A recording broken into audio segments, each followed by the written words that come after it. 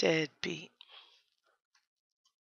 By definition, he's a walking contradiction, for with death comes stillness, but a beat requires kinetic energy, so it couldn't be his heart which produced this final thump the day he put himself before the best part of himself.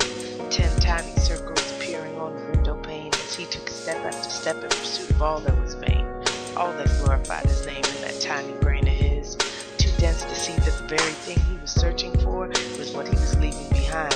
No, he had it set in his mind that home wasn't butterfly kisses or goodnight hugs. It wasn't a child's adoration or a father's love.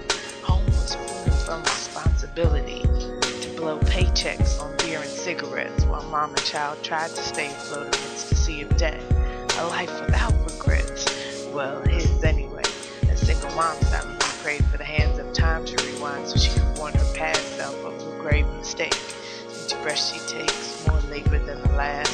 Her thoughts morphing from regrets to rage as their child grows wiser with increasing age, wondering why Daddy doesn't like us anymore. Deadbeat? More like be dead. All the fantasies running through mom's head of the day when the kinetic energy from her fist is absorbed by his face and replaces the anguish of their child's heartache in short-lived satisfaction. When will our men learn that for every action there's an equal and opposite reaction? And when a man leaves his children behind, they go in search of another man's approval. That's why we have so many of our boys dying in these streets, why so many of our little girls are easily enticed to get between the sheets, and why every man they meet is a potential layover till their final destination.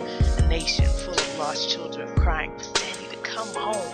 But still he roams in search of something more, until the floor beneath his feet divides and the space becomes his final resting place.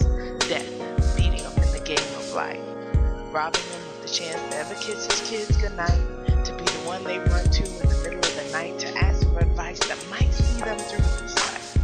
All because he chose to live a life of selfishness. Each footfall a drumbeat, the march of death as the cycle continues.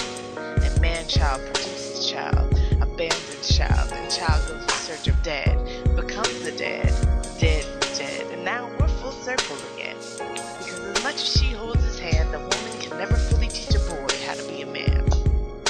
It's time for fathers to start stepping up instead of stepping out. Stop being ruled by their emotions. Shut their sharp-tongued mouths and quit stoking absurd notions that Maury will be 99% sure they are not the father.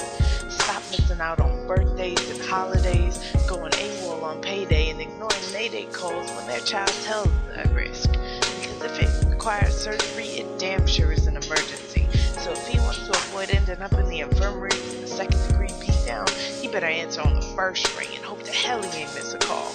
Cause it don't matter how much history they had before his punk ass fled, every deadbeat dad's only one child away.